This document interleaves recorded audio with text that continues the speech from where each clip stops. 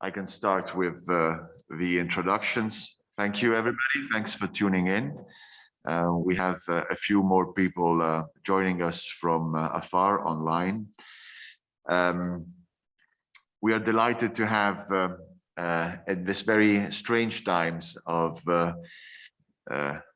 new COVID-19 variants and new travel restrictions in it to come to Italy. We are delighted to have in the flesh Professor Chisako Masuo from Kyushu University to give us the chance to learn more about the international politics of East Asia, one of her specialties, but specifically Chinese foreign policy. And Professor Masuo is one of the leading China watchers in Japan. She is an associate professor at the Graduate School of Social and Cultural Studies at Kyushu University, which is the island among the 4 biggest Japanese islands of the archipelago closest to the continent. And with a history also of Chinese communities and communities from the continent in Kyushu. And she's also a research fellow at the Japan Institute for International Affairs.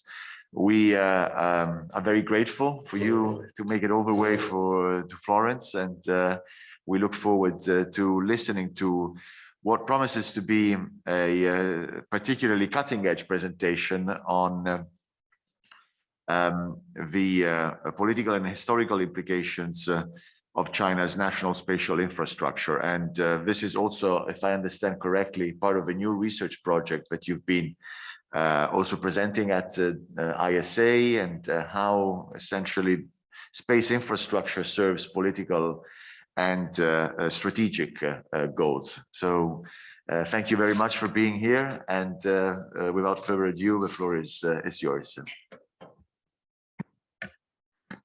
Thank you, Giulio, for your kind introduction. Well, this is my 3rd seminar held at EUI, and I'm very honored and delighted to be able to have those chances. So let me share the slide for today.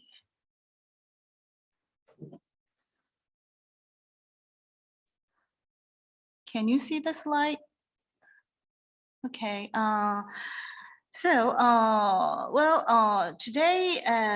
today's my topic is why high-tech innovations, political and historical implications of Chinese national spatial infrastructure. Until not long ago, I think many people in the world regarded Chinese production as something low quality and not usable for our daily life. But in some areas, we have seen very astonishing developments in Chinese technology. For example, actually, the top picture on the left are the Chinese. Well, the very left one is the Chinese rover that landed Mars. What was it in April? I think that was in April this year. So China had become the 2nd country that was able to make the rover land safely on the Mars, which is, I think, is a very astonishing development in China. So, China is competing in various areas in terms of innovation today, like stem cell, AI, or those things. But obviously, Chinese space technology had been making remarkable changes, remarkable developments over the years. We have seen astonishing developments in relations to that.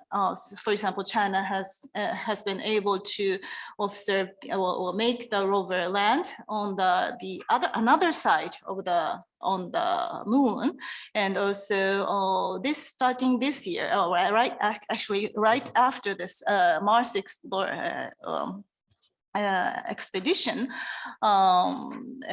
China started to construct this space station, its own space station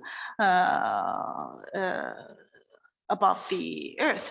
So, and I think a few days ago, Science magazine chose the person who was in charge of this Mars expedition as one of the 10 people who made remarkable developments this year.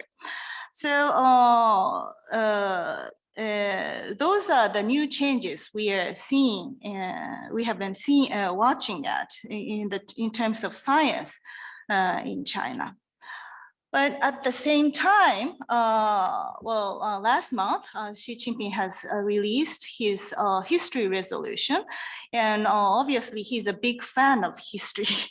So history and science making developments all together.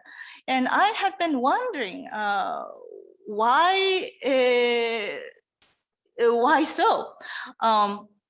And I try to understand his intention. He often mentions that he's a Marxist. But people do not really believe that China is following Marxist path nowadays, because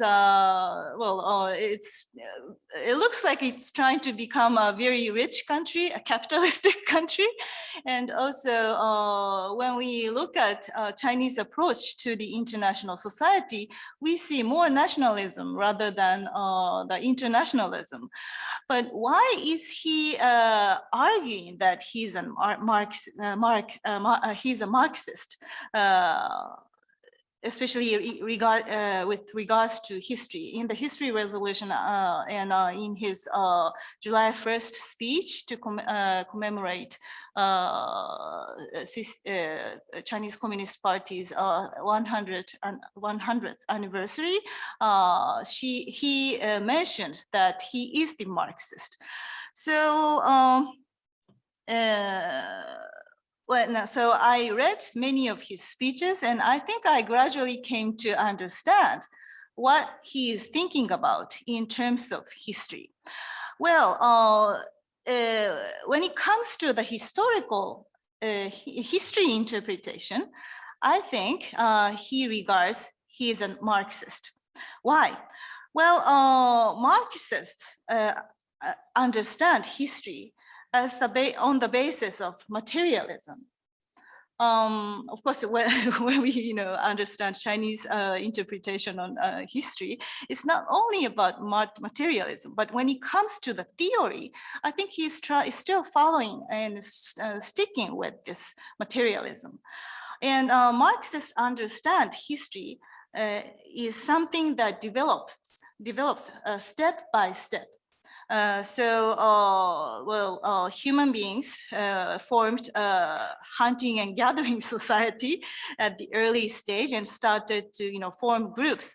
And when people started to use more tools, the human beings started to form feudal society according to Marxist understanding, and then it becomes capitalist society. And Marx argued that after the World Revolution, there will be socialist society, and gradually they will go into the communist society. That was their understanding. And Marx argued, well, his argument was more complicated, but basically Marx argued that those developments would be brought by the technical and materialistic developments. And I think, of course, I don't think Chinese Communist Party today understands Marx theory in that concise manner, but they understand it in a very simple way. Technology and technological developments upgrades the historical stage for the human beings to develop. So actually, it was Deng Xiaoping who argued that science and technology are productive forces for advancing human society. Well, he put it in a very simple way. Actually, this statement was something he debated with Mao Zedong, and he finally lost. So that's why he lost his position in 1975 again, and received criticism from Mao Zedong. But after he got rehabilitated in 77, and when he took power over the Communist Party in 78, this became a very important statement for the Chinese. And I think Xi Jinping still sticks to it very much. But as Chinese economy developed, of course, this dream of socialism became less and less attractive. And nobody, I have been interacting with many Chinese people for over 20 years, for 25 years, I would say. But within my friends, nobody takes it serious that China will go into the socialistic stage. So this dream became very blurred, and Chinese Communist Party wasn't really sure to which direction it was going for. But it was Xi Jinping who stated clearly that China is going for the Chinese dream, going toward the Chinese dream of the great rejuvenation of the Chinese nation and the realization of human community of destiny. Well, the first one is for the Chinese people, but it sounds like if he makes it true, then the human society will, in the global society, will go into a common destiny phase, which would bring a peaceful world. So it's a very nationalistic statement in some way. But anyway, well, Xi Jinping made clear toward which direction China should go forward. So probably theoretically saying it was a good, well, it was a clear achievement for him within the context of Chinese domestic politics. It's not moving. Oh, so but at the same time, in the last few years, Xi Jinping had been mentioning that there is a new changes happening. He actually says that we are at the stage when a transformation not seen in 100 years is happening. Well, this is a big statement considering what Communist Party had mentioned before, because it always, well, as I am a Japanese, obviously, and for the Chinese Communist Party, this anti-Japan war had meant so much in the, in last, I would say, in the last 90 years. But somehow Xi Jinping had been mentioning something different. Well, he basically states what he's facing right now is much bigger than the challenges when the party went through during the anti-Japanese war. And I was wondering why he says that. And I think he has been mentioning that this fourth or fifth industrial revolution, which is now occurring, it can bring the human society onto the next stage. The Chinese humiliation period happened during the capitalist society period.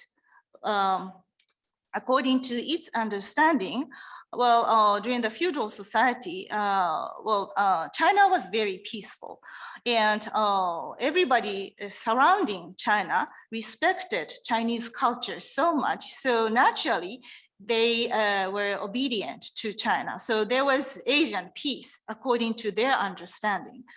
However, if you look at the Xi Jinping's July 1st speech or a history resolution, it clearly states it was the Western powers that achieved industrial revolution became so violent and started to invade many Asians and as well as China. So those violent Western powers that upgraded the human society to capitalist society were very brutal people. And even though China had achieved independence, full independence from those people, but still they have to suffer a lot of pressures from the Western powers, especially the United States. So his understanding is that if China can win the current challenge, and if China can win the current industrial revolution, China can upgrade the human society onto the next stage. And then if China can form the new social basis that creates the next stage of human life, then China, well, of course, China will become a major power, and a peaceful international order centered on the United States or China can be realized. I think that's his understanding. Of course, if you look at this picture, you can argue it's not really a Marxist. Marx he didn't care about the states. He paid more attention to the class struggle. But in Xi Jinping's or CCP's understanding, they understand the class with the countries. So they regard that the rich people are the Westerners, and the workers level, workers in the world, which means the developing countries are struggling under their pressure. So China naturally regards itself to be the representative of the developing powers, which is not really recognized in many third countries. So it's a self-centered statement and also the self-centered historical understanding. But I think this is basically what Xi Jinping is arguing. So in this view, high-tech innovation is the most important political means for Xi Jinping to achieve the next stage of the human society. So I think that's why he tries to do his best in history and high-tech innovation at the same time. So you can see there is a very clear political purpose in his efforts to achieve high-tech innovation in China. So when it comes to the high-tech innovation, I think, this is actually a summary presented by Wakako Ito, Japan International Forum.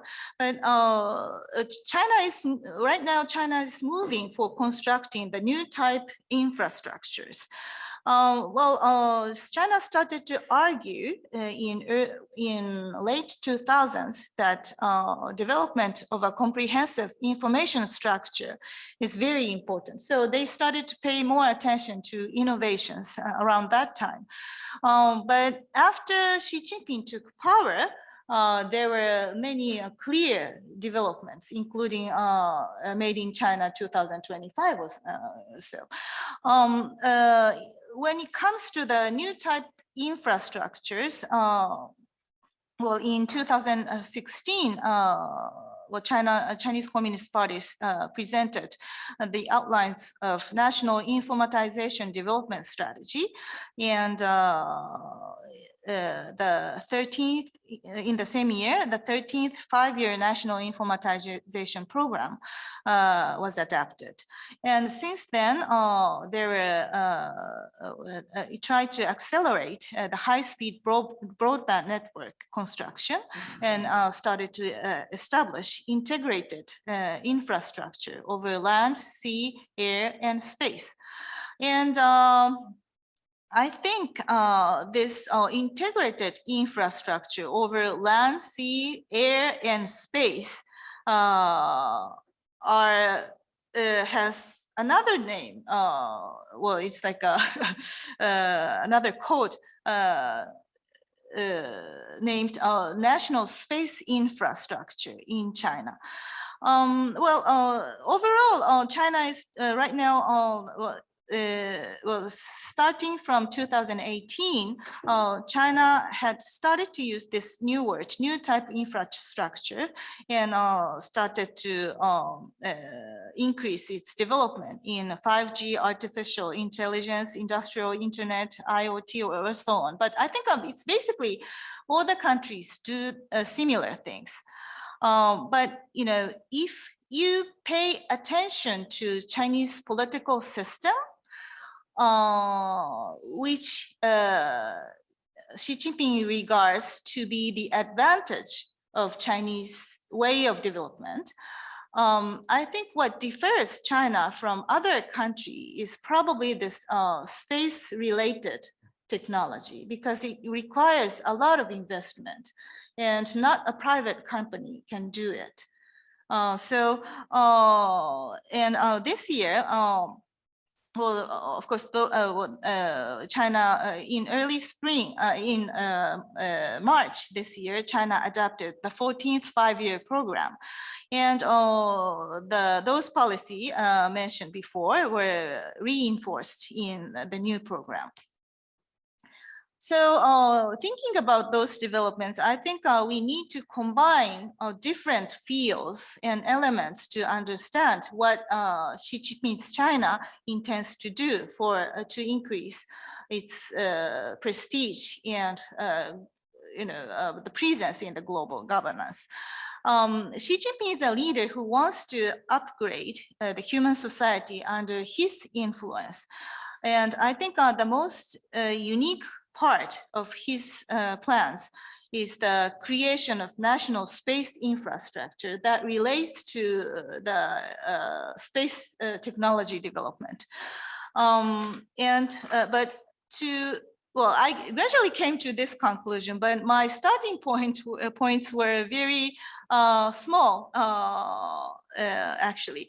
My window for observation was Chinese fishery industry, actually.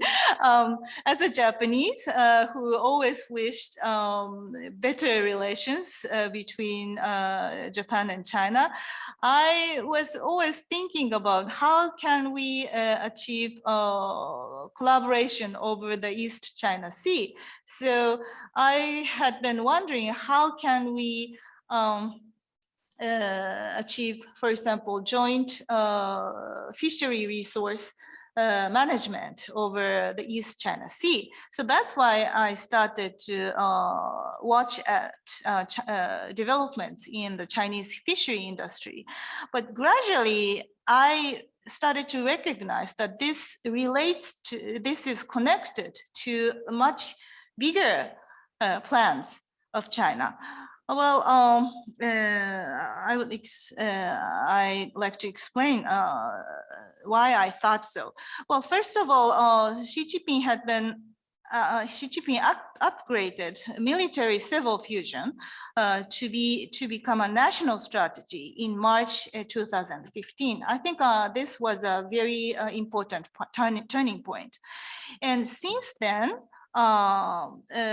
we have seen that China's speedy developments in the fishery administration reforms, well, especially since 2017, it was published then. And at the same time, China started to create National Spatial Infrastructure, which I have mentioned before, since October 2015 at the latest. Maybe there were some more important developments that we cannot see, but since this point, it has been able, we were able to see the new developments clearly started in China. And of course, this year in February, we have seen that China adopted new Coast Guard law that effectuated immediately. So combining those, we can see that there is a new division of labor for maritime military civil fusion, locating the Chinese Coast Guard to be the hub for domestic actors. And I think the Chinese Coast Guard has been very dependent on this new National Spatial Infrastructure program to increase its governance over China's claiming jurisdiction water, and even further, actually. So from here, I would like to explain what has China done under the 13th five-year program between 2016 to 2020. As I have explained, China has started remarkable fishery administration reform after 2017.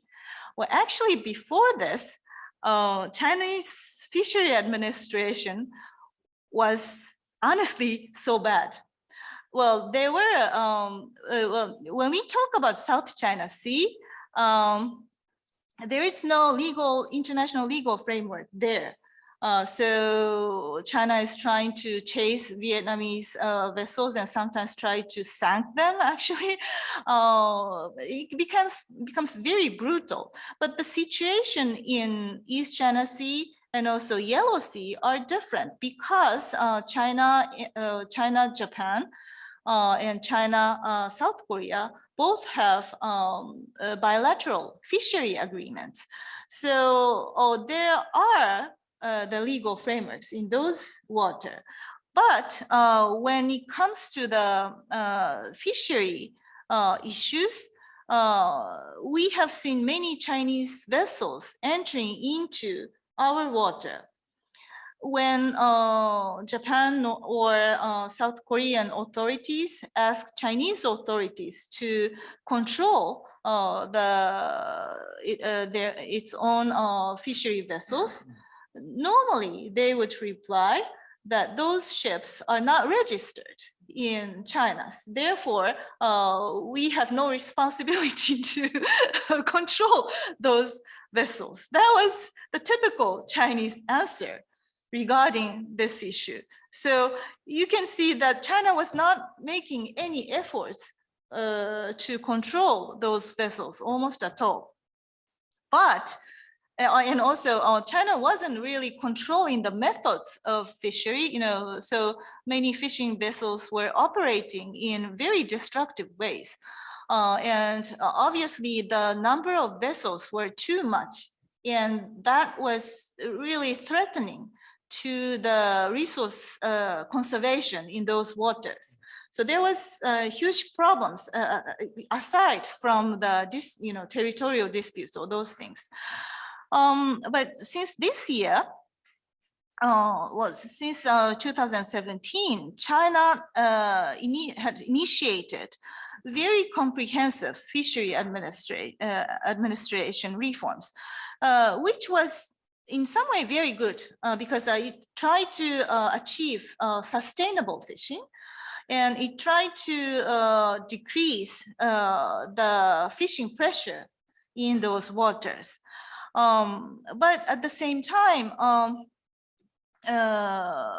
we could see that the administration system over the Chinese fishing vessels were also reshuffled, and some of them were something that makes us very worried. Well, first, you can see those two maps on the left. China started to use these, well, actually the very left one, well, you can see in the yellow water, yellow sea in East China Sea, there is a line. And China started to reuse this line. Actually, this line was achieved during the Japan-China private fishery agreement in 1955, a lot before when the two countries normalized the relations, because our fishing operations were already a big problem between the two.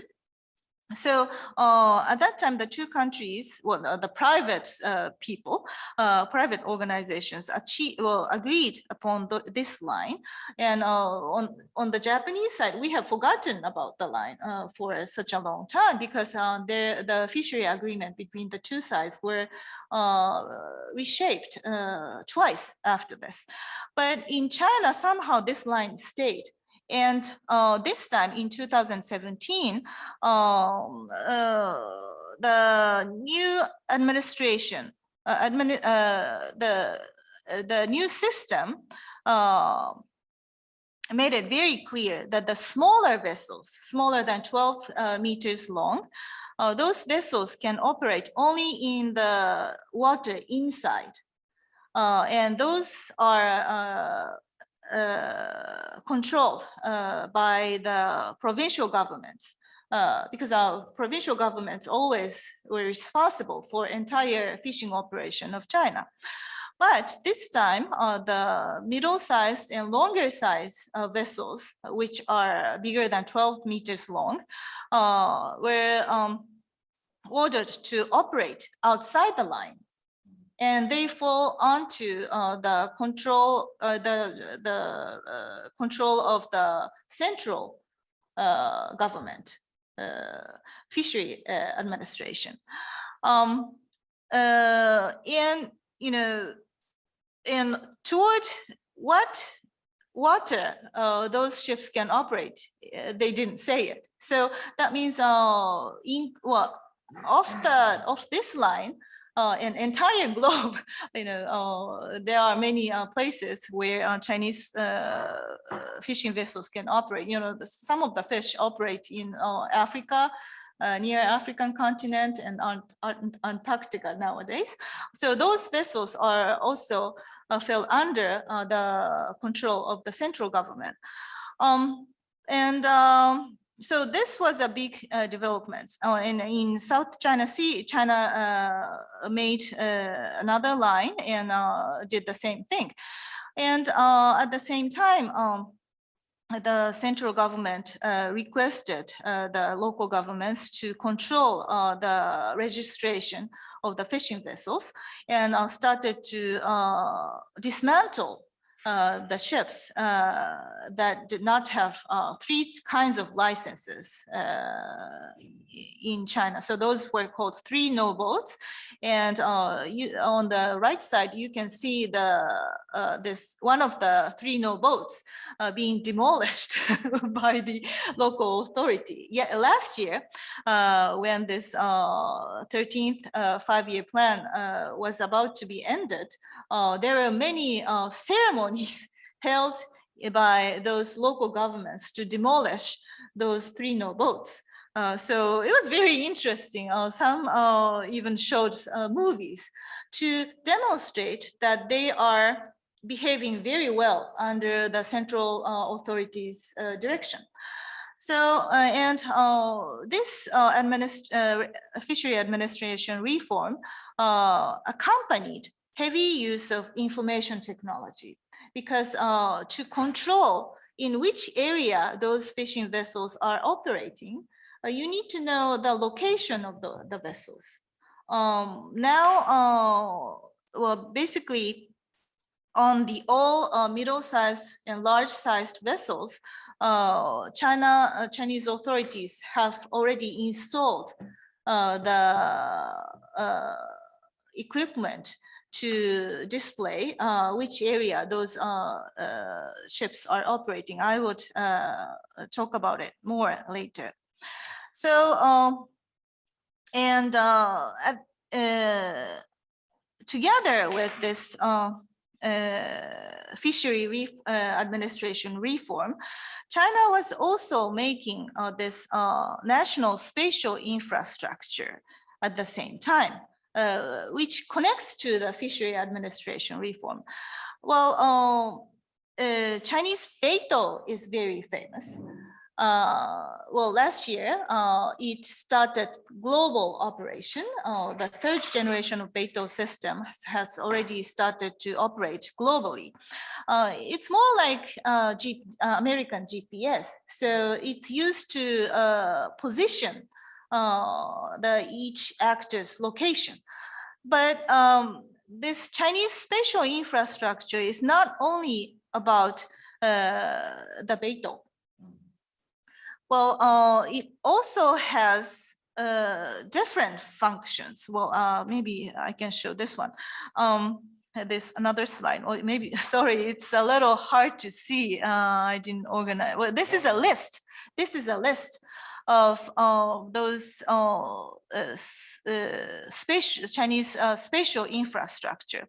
Well, this document was released in 2015.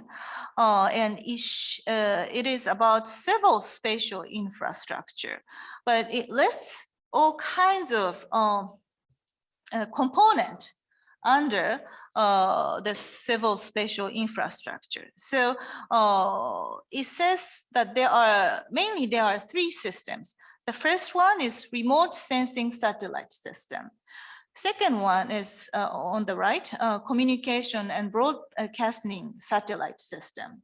And the third one is the navigation and positioning satellite system, which means beito. In this list, well, beito didn't list up the details. That probably means that it's not the major component of this civil spatial infrastructure. I think it falls under the control of the military. So that's why it's not listed as civil. However, because those systems operate in integration altogether, so this document also needed to list up the beito system too. That's my guess, but I think that's probably accurate. So besides this beito system, you can see that there is a remote sensing satellite system and communication and broadcasting satellite system. On the left, you see the list of components under the remote sensing satellite system. And in the spatial, well, it is consisted by the spatial system and also the ground system. And in the spatial system, you can see that there are three kinds. One is land monitoring satellite system, and another one is ocean monitoring satellite system. And the third one is the atmospheric monitoring satellite system. So, and in each system, China forms different monitoring constellation or satellites. So, well, I don't exactly know what they can be used, but obviously China is collecting very various types of information from various parts of the Earth. And when it comes to the ocean monitoring satellite system, which is in the middle on the right side, at least there are three kinds of constellations. One is ocean watercolor satellite constellation, and another one is ocean dynamics satellite constellation. And the third one is ocean environment monitoring satellites. And in each kind, China also collects different kinds of information. If you pay attention to Chinese satellite shooting news, sometimes they list up what kind of information those satellites or constellations can collect. But they're very detailed. And I think it really improves Chinese science and technological information level. Well, returning to this graph, which was illustrated by myself, so on the space, those different types of satellites work in a coordinated manner. So they exchange, well, Beidou satellite system is really astonishing. Well, I think it's much better than GPS. Well, it's more precise. Maybe American GPS can be more precise when it comes to the military use. But if you compare the civilian use, I think Beidou is much better. That was what I felt while I left in China last time. And Beidou is not only about the positioning. It can actually communicate messages between the users through the Beidou satellites. So if you can connect to the Beidou satellites, you can also, through the Beidou satellites, you can also communicate to someone else. And it is supported by this communication satellites and remote sensing satellites. When it comes to the ocean, obviously Chinese authorities are observing the situations on the ocean very closely. So it can monitor the ocean water very much. But at the same time, it's collecting a lot of information from fishing boats and probably also from various types of Chinese other vessels like a freighter. And recent news also revealed that China is also observing a lot of information from buoys floating around the ocean. So it's creating a huge system actually. And those information gradually gets collected at the ground station. This list also has the ground system at the bottom. So they get connected to the ground stations and they get analyzed using the AI.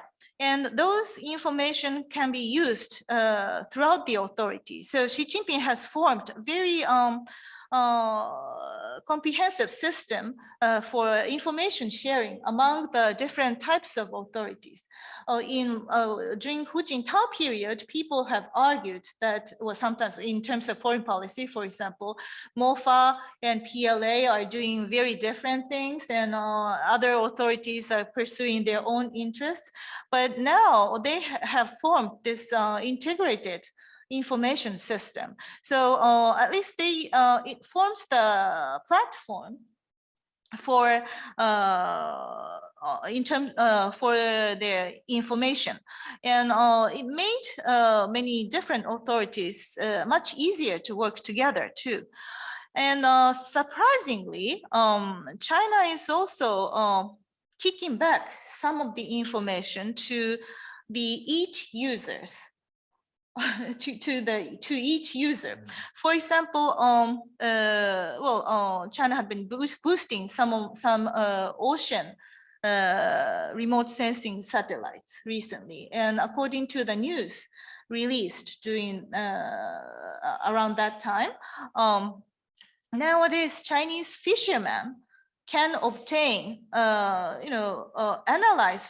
already analyzed sets of data from the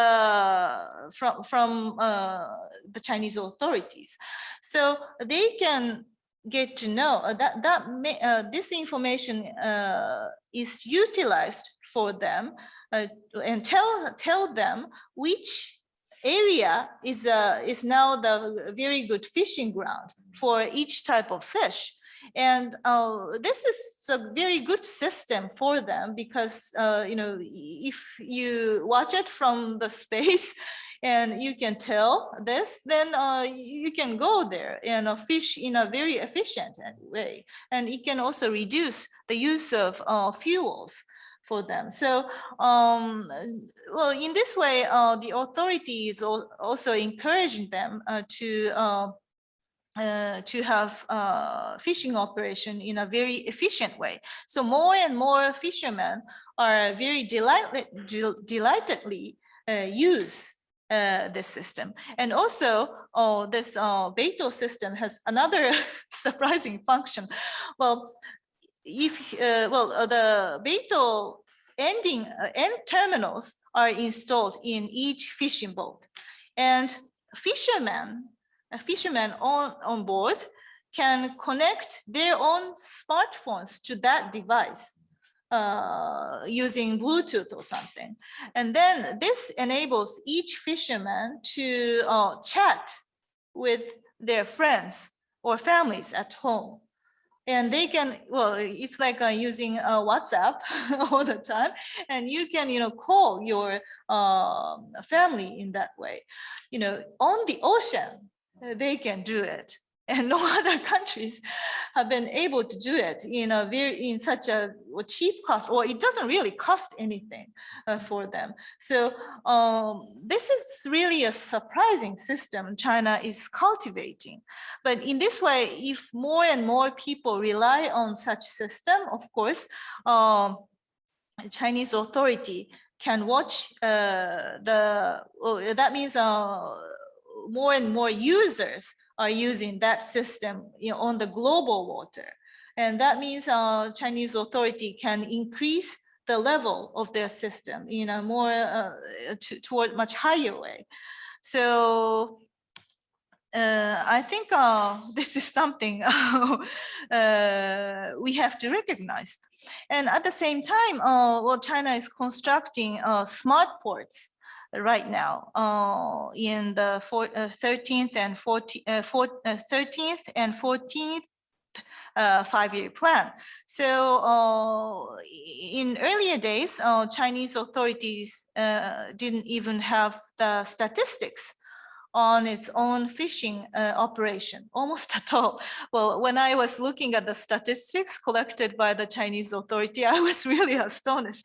Sometimes their number changed for like 5% after many years. The number of statistics, the fishing production all of a sudden changes for 10%. And I was wondering why, because it's simple. They didn't have the precise number, and everything was speculation. So when the speculation method changed, they changed all the number of the past statistics. So that was the situation. But now Chinese authority is constructing smart ports. So at the ports, they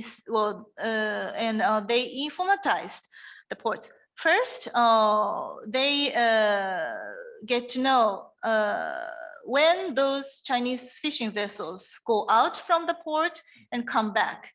Before this, those boats were allowed to land in all the water everywhere because there was no regulation. But now they can only come back to the certain ports, and then their navigation route are of course collected by the authority. And when they land, their fishery production is observed from the authority through the camera. So by this way, the authority can gather the information about what type of fish this vessel have fished, what type of fish, and what size of the fish, and how much amount.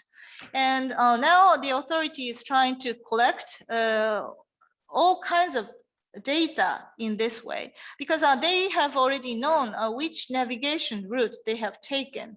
Accumulating a few years, China can form a very big data in terms of the fishery situation in the surrounding water, for sure.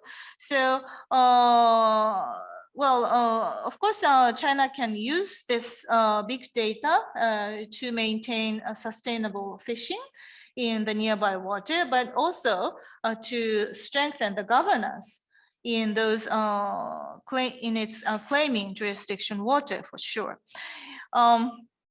And of course, to construct those smart ports, the local governments have to work very hard to achieve the construction of those facilities. And I think they are also working to reconnect their relation to the fishermen. Chinese fishing operation had been privatized for so many decades. People say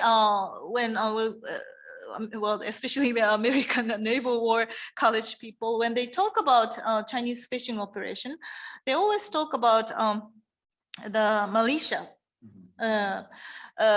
But you cannot really say that everybody in Chinese, all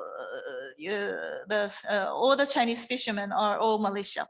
And actually, after the openings and reforms, many Chinese national fishing companies were demolished and privatized. So that's what made the fishing administration very rough. But recently, it is true that some provinces, especially Guangdong and Hainan, are reconnecting their relations to those fishermen and trying to reorganize the fishermen into some sort of group and try to help them to expand the governance towards further away from the Chinese coast, so that this can actually help to expand Chinese governance over the nearby water. So those are worrisome situation under the 13th five-year plan. But then what will China do in the 14th five-year plan program, which started from 2021 and will end in 2025 or end even further? Well, in this graph, I illustrated how Chinese authority is run in general. I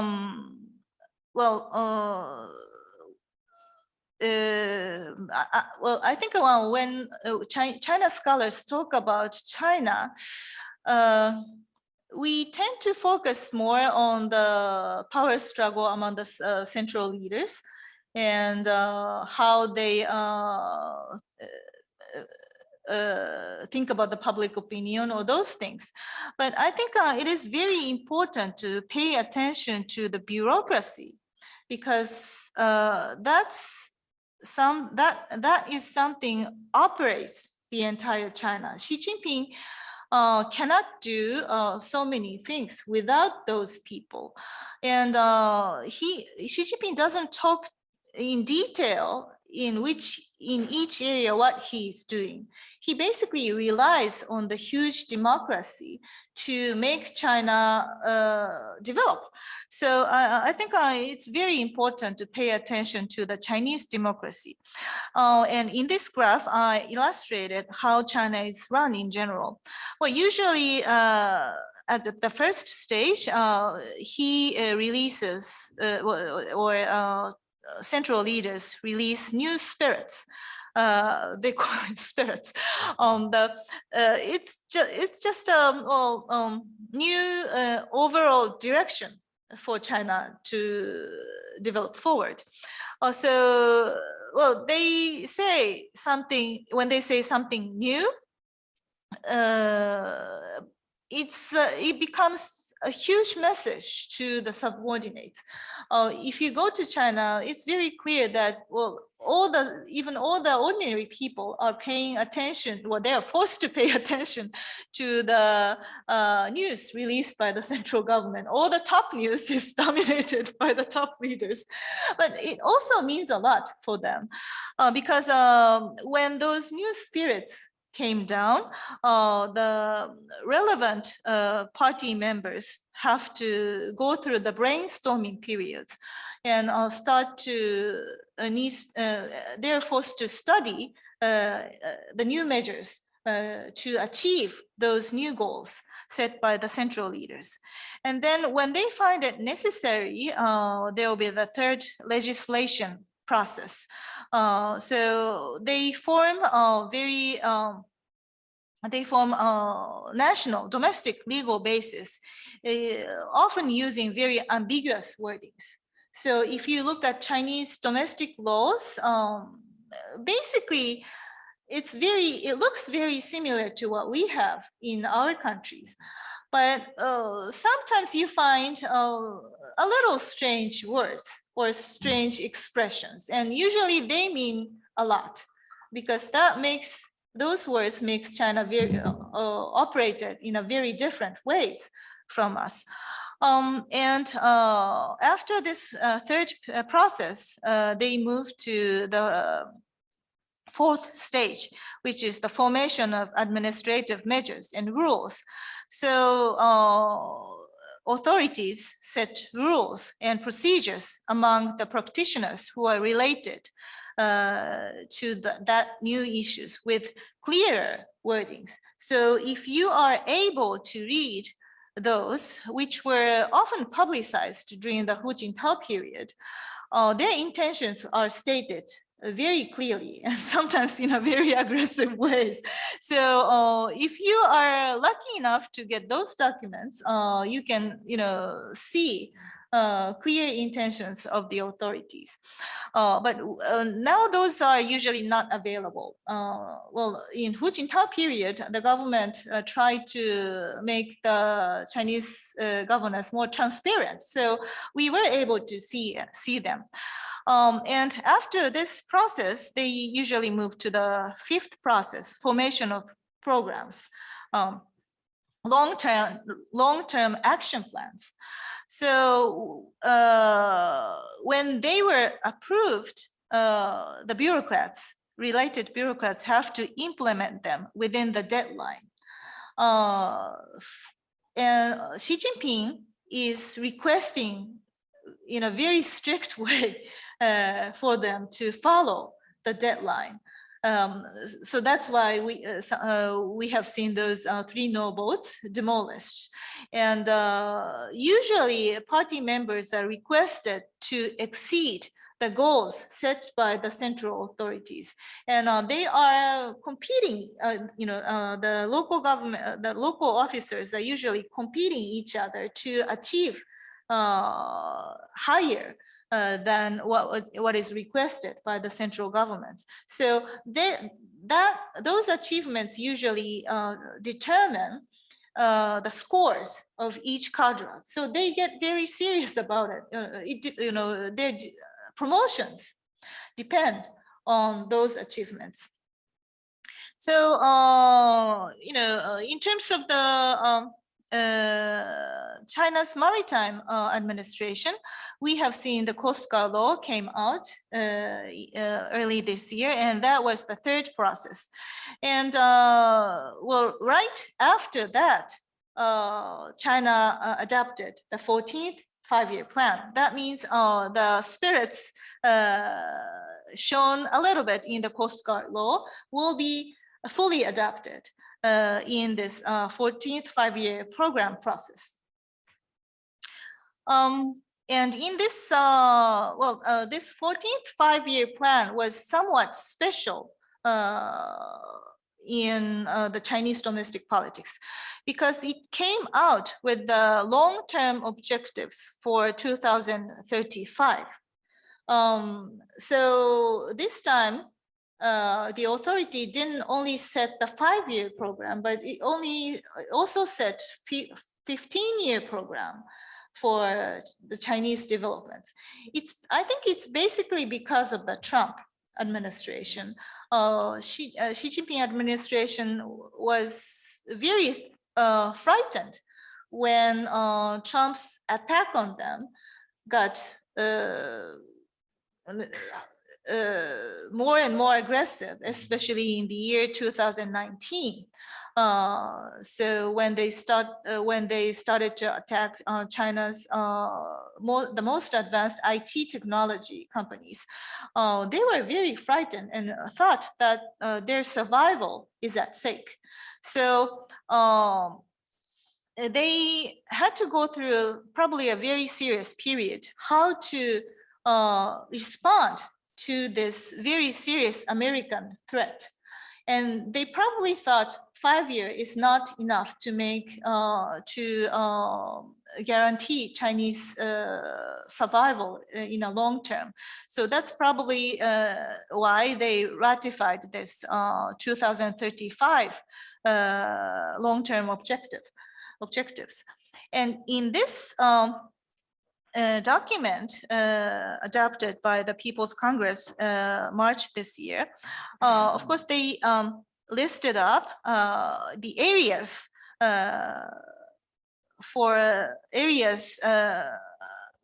which China needs to achieve good innovation. AI, quantum information, integrated electronic circuits, life and health, computer science, biological breedings, and space technology, deep earth and deep sea technology or something like that. So China is not only trying to develop some scientific areas that we are also paying attention to, but China is trying to develop the new space for development. Well, I don't know how to describe it. New room for development, such as space or deep sea water, where human beings can make can integrate as their new action space. So this is something different from our plans for future developments. And I think that this makes China very creative, actually. In this document, towards the end, there was a light reference to the territory and spatial program as the foundation for the entire developments, which was listed in part 19, I think. I think there, at first, it emphasized the party's centralized and unified leadership, well, of course. But for Xi Jinping's government, that's something, that's the key to achieve the entire developments. And in its chapter 64, which is a part of part 19, it argued accelerating the construction and soundness of the national program system. Sorry. This was the title of the chapter 16. In this, there was a very short reference to the spatial program. And but this is, well, they listed this spatial territory and spatial program as something, as the very solid foundation for China's new developments, but somehow they didn't release it this time. Well, I have been watching at China's many other programs, especially in terms of the maritime programs. There were 2 or 3 kinds of ocean-related programs China had been implementing until 2020. But at the end of the last year, the related authority mentioned that those programs will be integrated to the new territory and spatial program. And at that time, it mentioned that this will combine all kinds of existing development plans on China. In 1980s, China adopted, or China learned territorial 国土開発計画, territorial development, national territory development plans from the Japanese, especially Shimokobe Atsushi, who used to be the top leader in this field. He visited China many times. So the territorial developments means basically infrastructure developments in each provinces have been very important for China. But this time, the government declares that it's going to combine them all together. And then it also combines the maritime related plans into one, and argued that it was going to form this territory and spatial program, which is something like a bird eye plan for the future China. But you know, this name is somewhat mysterious to me because it argues spatial. I've never seen this word before in China's developing plans, general developing plans. So I think its image is something like, of course, it wants to develop Chinese territory on the land and also the jurisdiction water, but it somehow combines it wants to combine the technology from the upper side. So the Chinese word space probably means two things in English. One is room, you know, this is space. So probably this means spatial in English, but it also means that space. This Kongjian Chinese spatial space station is called Kongjianzhan. So Chinese word Kongjian space means this room and the outer space too. So this must be a very important plan, but it wasn't published in spring. However, we can see that nowadays many provinces or cities are trying to make their local version of territory and spatial programs. So that means the national one is already there, but it's not publicized. And then looking at that national plan, all the provinces are creating their version, the minor version of this territory and spatial program. So I think this is something we have to think about. You know, China is going to do something very creative in this program, but it's not publicized. So we don't really know what will going to happen under this, but I think it'll be something that combines the Earth's surface and the space technology all together. Well, at the end, I would like to mention that Xi Jinping administration has already acquired the capability to mobilize fishermen under its will, thanks to the comprehensive fishery reforms and advanced VMS technology, communication network, which is installed in the on the each Chinese fishing vessel. And I think China is utilizing its comprehensive satellite network to this minor use. So that means China is probably doing similar things in all other fields, because this spatial technology is something that they can use for in a very wide way. And when it comes to the maritime governance, I think we have watching very serious cases. Well, in China, South China Sea, we have seen many Chinese fishing vessels approaching toward the Filipino coast. Somehow they showed up in a very large number, like 200 of them.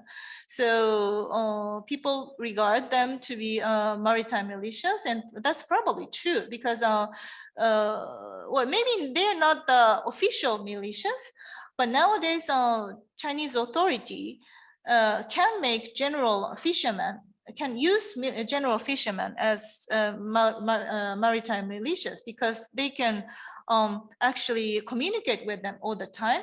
And this also comes with the money paying system. They've been paying fuel subsidies to those fishermen to expand its governance over the South China Sea. So it obviously has this money paying function. And nowadays, Chinese authority is also using the digital payment very much.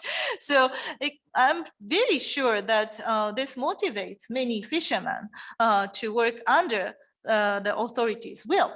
And we have seen similar cases in Japan Sea too. So since last year, we have seen 3,000 of Chinese vessels gathering in the Japan Sea. And we were wondering why China does this, because it doesn't have water there. 3,000.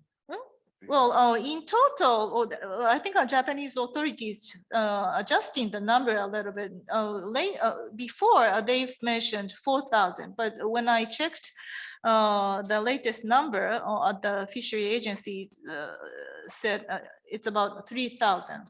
But anyway, a large number of Chinese fishing vessels showing up in Japan Sea. Of course, it's violating our fishing rights. Japan and North Korea are not sure about our maritime border yet. So maybe China is purchasing the fishing rights from North Koreans, but that's prohibited under the United Nations sanction. So China is violating that, but still coming. And usually Chinese love their face. So I don't know why they tries to violate the UN sanction in such a way, because it could receive a lot of international criticism from that. But anyway, so I suspect their intention might be to divide Japan Coast Guard's team. When such large number of fishing vessels come in that area, of course, Japan Coast Guard has to dispatch a part of their team to that area. That means they have less power surrounding the Senkaku Islands. So China might have started this type of harassment, well, possibly. And so under the new Chinese Coast Guard law, it is clear that the Chinese Coast Guard has authority to direct and observe the operation of actual Chinese fishing vessels outside of the ban line I have mentioned previously. So, well, on the procedural level, it is fishing administration in the government system that oversees their system. But when it comes to the actual water, it is the Chinese Coast Guard that monitors the operation of Chinese fishing vessels. So they can actually direct the Chinese fishermen anytime. So, the flexibility the VMS enabled them can make Chinese authority to mobilize civilians for their intentions on the sea anytime. I think China aims not only to develop advanced technology, but also takes control of the entire operation system of the Earth gradually. Because now it's probably focusing more on the jurisdiction water, but the satellites go around the Earth. So it's actually monitoring everywhere on the Earth. So the things they can do on the Chinese continent and the surrounding water using the satellite system can be done in other parts of the Earth. So this actually increases Chinese capacity very much in various ways. I think and now you know, I have mentioned that China is, well, I forgot to say it, but China is planning to boost up 13,000 communication satellites in future, so that it can start up space-based broadband system. And if that becomes possible, China can change the way of logistics actually on the entire earth. And China is very much keen on developing people-friendly technologies, like I have mentioned, using the case of Chinese fishermen. But it can be the same type of technologies can be applied to agriculture, mining, or many kinds of industries. So this can actually change the mode of our daily activities. So I think Xi Jinping has been accelerating his efforts to combine different Chinese forces to achieve the great rejuvenation of the great Chinese nation in a very, very serious way. It's not a joke.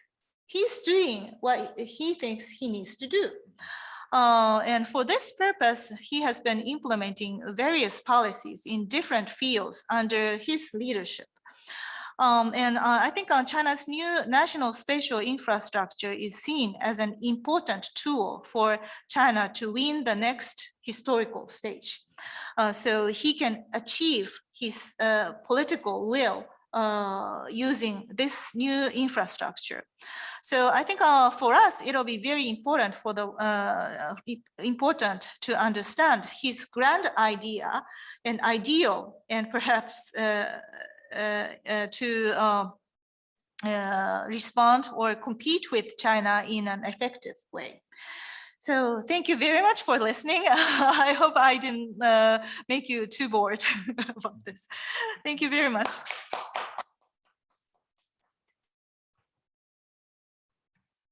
Thank you, Chisa. Thank you very much for your comprehensive talk on what is a very relevant topic for today's world politics. In fact, we are at the cusp of the fourth industrial revolution, and my understanding is that the Trump administration's pushback against China was partly fueled by exactly what you told us today, that not only technological upheavals may favor new economic challengers and competitors, but those very technological innovations that, you know, oddly enough, I think a traditionally liberal understanding of history is premised on the same historicism. You know, Fukuyama also read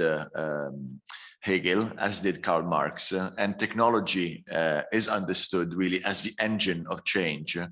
And this is what they understood also in the United States of America, as we do, of course, in Europe.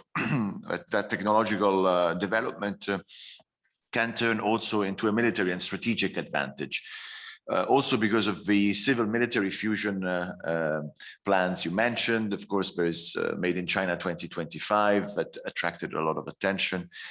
And what is interesting from your talk is that, of course, Beidou is part of a spatial infrastructure, which is a typical strategic sector, so it's state dominated. But it looks like China has really a way of doing innovation that is different, and also profits from scale and from industrial consolidation. And so it looks like Beidou and this satellite system, a communication system, is another super app, pretty much like WeChat, which does everything. And this is fantastic. It's particularly fascinating. I would leave the floor to discussion to everybody, but I have like some minor questions, or one minor question. what is the incentive for Chinese fishermen to get the communication system? Because I understand that it comes with benefits for them as well. You know, that they can talk with their families, chat with their families, exchange information. As you mentioned, they also may get information concerning where the biggest catch is in nearby waters. Do they have to pay for a fee? Do they? I would imagine that they would have to give something back in order to get this service, or is it just mandatory? They have to enroll to this Beidou system, and they are all treated fairly and equally. They all get the same amount of information. They don't have to pay for a fee. There is no premium service. Is that just government imposed, and there is no extra for these communication capabilities among them? And and the other question actually comes from one of our participants. It's a comment by Stepanovic. In the deep sea, it is possible to find very rare metals, like in the International Seabed Authority. And this is the reason why they need help with the satellites, according to one of our participants. What do you think? What do you respond to that?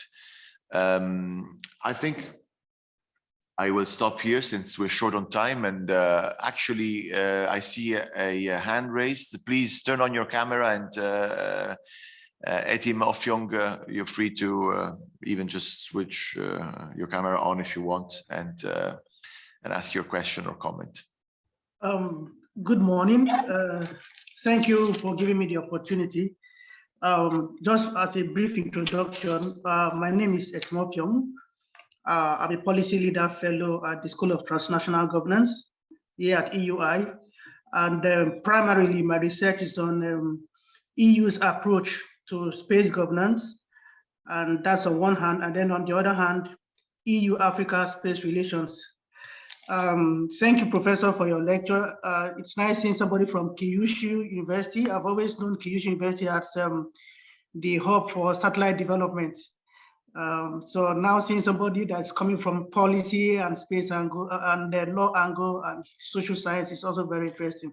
I actually have a couple of questions, but I'll just maybe take a first group of 3 or so, but they're all related actually. First of all, the first one has to do with the BRI, the Belt and Road Initiative. And as you're aware, space is a component of the BRI initiative. In Europe, Italy signed up for the BRI amongst all European countries. I think it's only Italy so far that has signed up for the BRI. I'm not aware of any other one yet. And my question is, what is the risk both for Italy and for the EU as a whole? Then related to that, the second question has to do with Europe's response to the BRI. You may be aware that recently the European Commission released what is called the Global Gateway, which is supposed to be the kind of a substitute for the BRI. And my question is, what are the chances of the Global Gateway succeeding when you compare with the Chinese BRI program? And then finally, China, Europe, US, all these countries are trying to project themselves as space power. And I mean, for me, I tend towards realism. Everybody is in competition.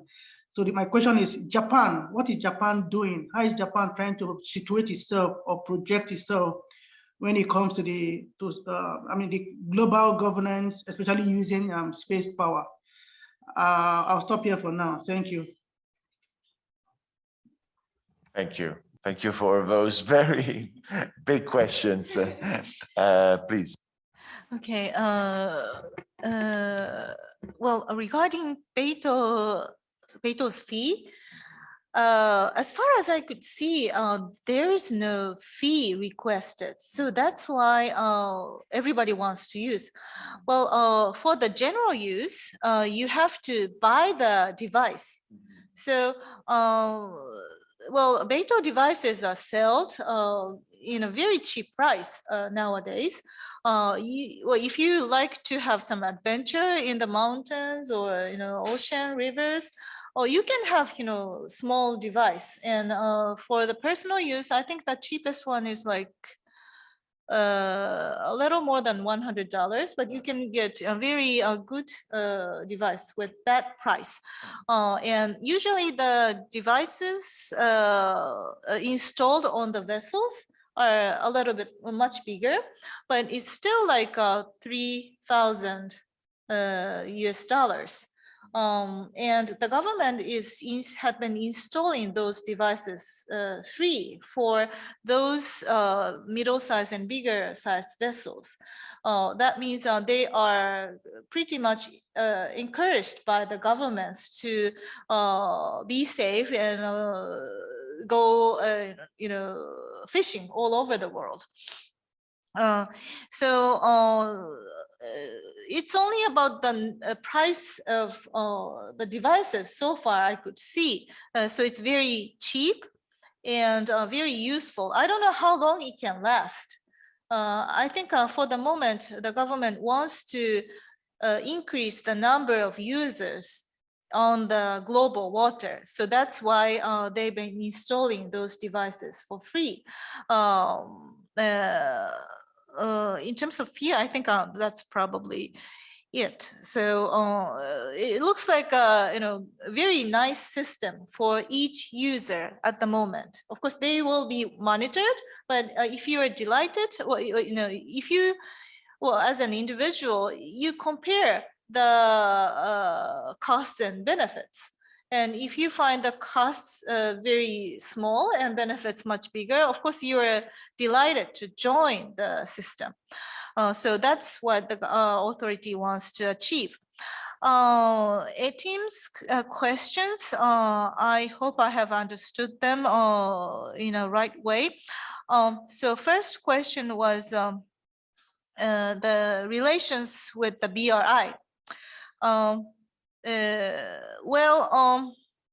I think eventually China wants to import these new technologies to the world, especially the developing world.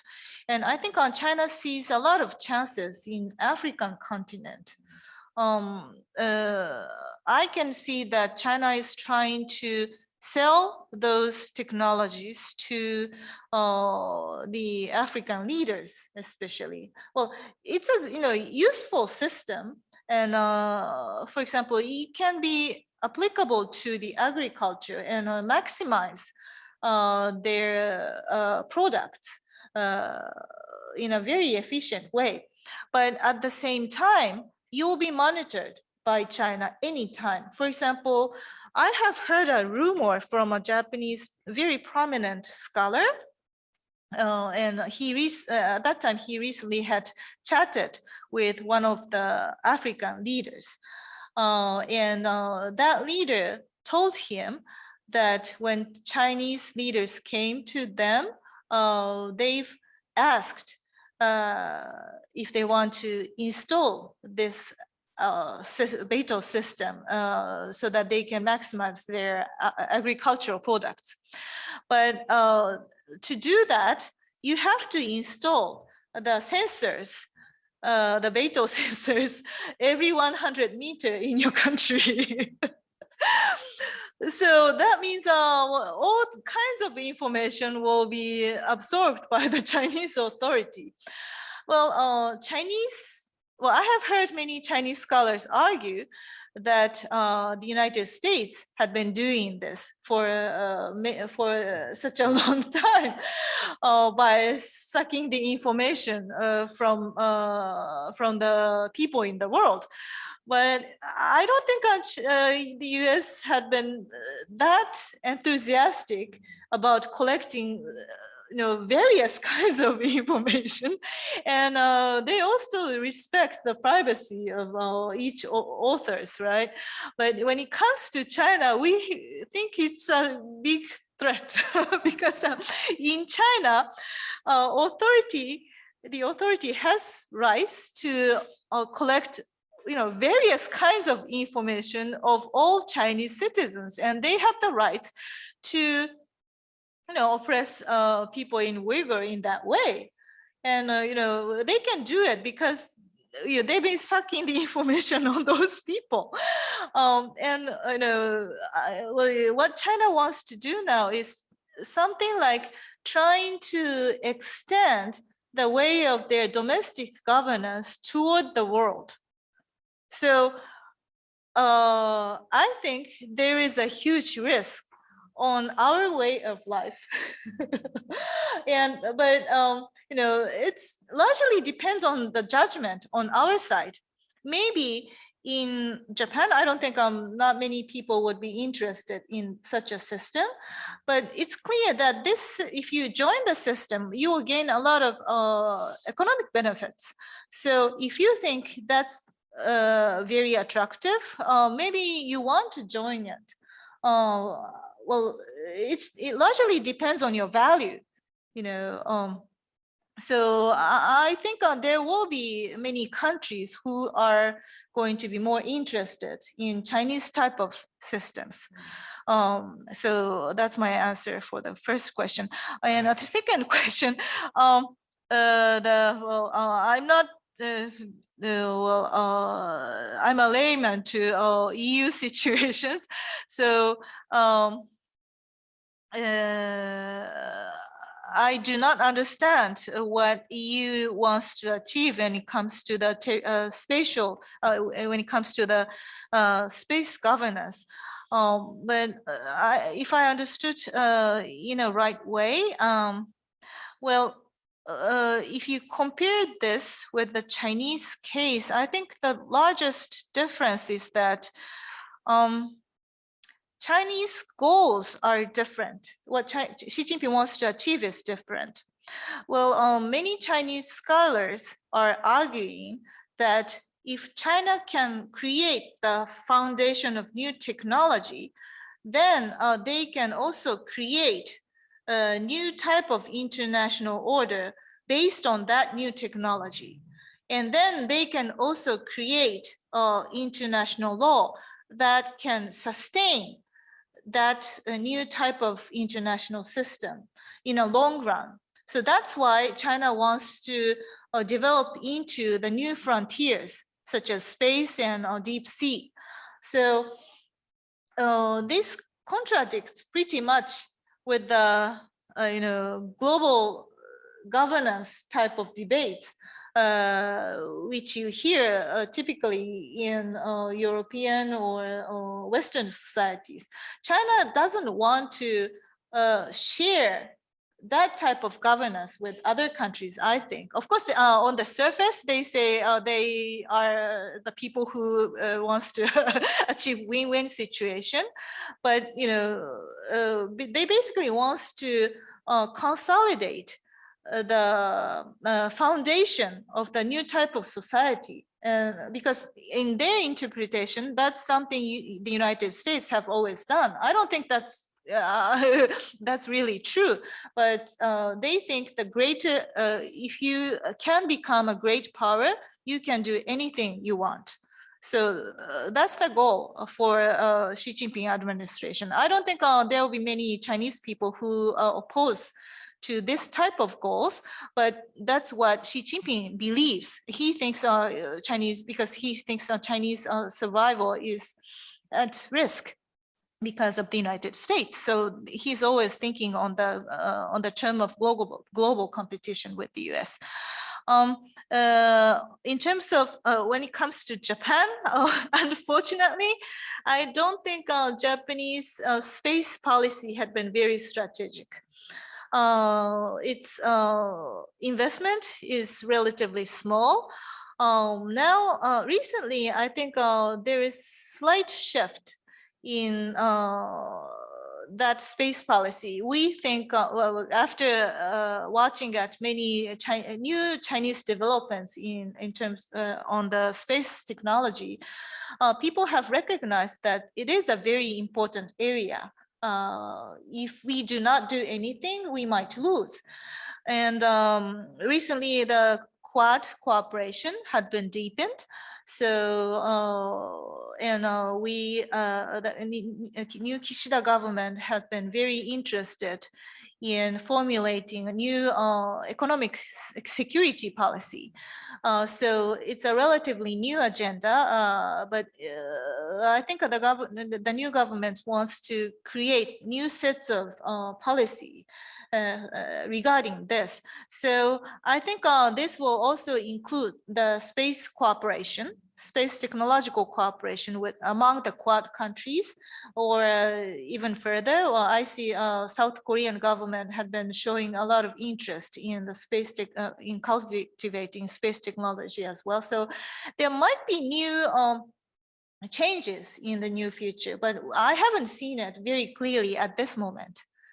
Thank you very much. Thank you. Thank you very much. We are already 5 minutes beyond our schedule. There are many questions that, of course, come in to our minds.